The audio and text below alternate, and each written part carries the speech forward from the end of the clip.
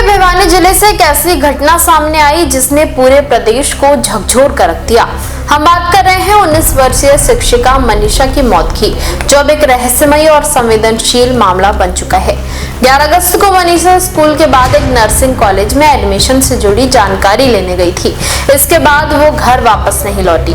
13 अगस्त यानी 2 दिन बाद उसका शव भिवानी के एक खेत में पड़ा मिला। मामले ने इलाके में हड़कंप मचा दिया और स्थानीय लोग सड़कों पर उतर आए। शुरुआती पोस्टमार्टम रिपोर्ट में बताया गया कि मनीषा ने कीटनाशक खाया था, जिससे उसकी मौत हुई है। शरीर पर जो गहरे घाव थे वो जानवरों द्वारा नोचे जाने के बाद बने थे, ऐसा कहा गया है। परिजनों ने इसे हत्या बताया और रेप की आशंका भी जताई। एक बार ये बाइट सुनिए, फिर आगे चलते हैं। मनीषा जो मेरी भांजी थी डानी लक्ष्मण से, वो किड्स प्ले स्कूल है सिंगानी के अंदर, वहाँ पार्ट टाइम जॉब करती थी। वहाँ से वो 11 तारीख को 1:58 पे बाहर आती है और वो आइडियल स्कूल और कॉलेज दोनों चीज़ें हैं, उसमें बीएससी के लिए वो एडमिशन के लिए जाती हैं, फॉर्म अप्लाई करने के लिए। वहाँ लगभग ये बात घटना है 2:15 बजे की। उसके बाद उस लड़की का कोई अता पता नहीं। 6 बज के शाम को 26 मिनट पे संजय जी के पास, जो मेरा जीजा जी है, लड़की का फादर है, उसके पास रिंग आती है। मात्र 10 सेकंड का फासला देके ही वापस रिंग करते हैं तो कोई उठा ही नहीं हुआ, रिंग स्विच ऑफ हो गया। उसके बाद जैसे ही संजय जी को पता चलता है कि बच्ची मुसीबत में है, वो बस पकड़ के लुहारू से सिंगानी आते हैं। लुहारू वो पार्ट टाइम जॉब करते हैं और वहाँ आने के बाद 112 पे कॉल करते हैं। 112 पे कॉल करते हैं। कॉल करने के बाद 112 आती है, वहाँ आइडियल स्कूल में जाते हैं। वहाँ जाने के बाद जब उनको बोला जाता है कि भैया आप सीसीटीवी दिखाओ, फुटेज दिखाओ, यहाँ लड़की आई है क्या, उन्होंने मना कर दिया, कोई लड़की आई नहीं है यहाँ और यहाँ स्टाफ भी नहीं है। दूसरी बात, उन्होंने सीसीटीवी कैमरे के दिखाने के लिए भी बिल्कुल साफ साफ मना कर दिया। और जो 112 में जो मुलाजिम थे, उन्होंने उनसे, कॉलेज वालों से हाथ मिला के और बात करके वापस आ गए। संजय जी को वापस सिंगानी गांव में छोड़ दिया जाता है और 112 से जो मुलाजिम थे वो कहते हैं कि आप थाने जाओ लुहारू, वहाँ एफआईआर कराओ। संजय जी वहाँ से आते हैं, एफआईआर के लिए जाते हैं, एफआईआर नहीं होती। ये घटना 11 तारीख की है, जबकि एफआईआर रात को 12 तारीख को 7:30 बजे शाम को एफआईआर होती है हमारी।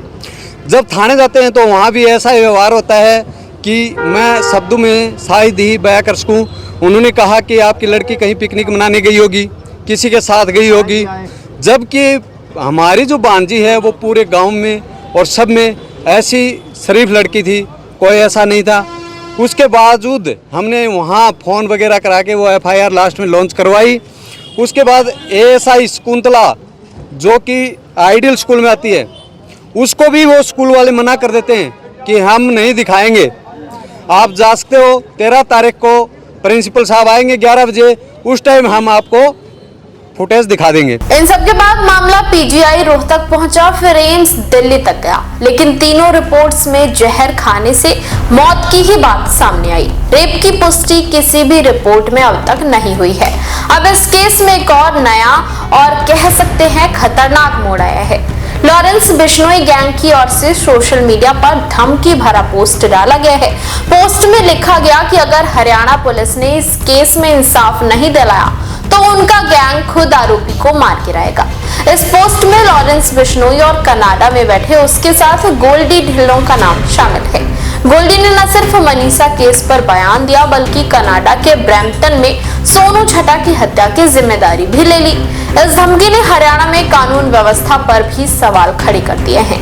एक और बिश्नोई जेल में बंद है और दूसरी ओर उसका नेटवर्क विदेशों से सक्रिय है। मनीषा की मौत के बाद स्थानीय ग्रामीणों और परिवार ने जोरदार प्रदर्शन किया है। उन्होंने मांग की कि केस को सीबीआई को सौंपा जाए, क्योंकि पुलिस की जांच में देरी हो रही है और भ्रम भी है।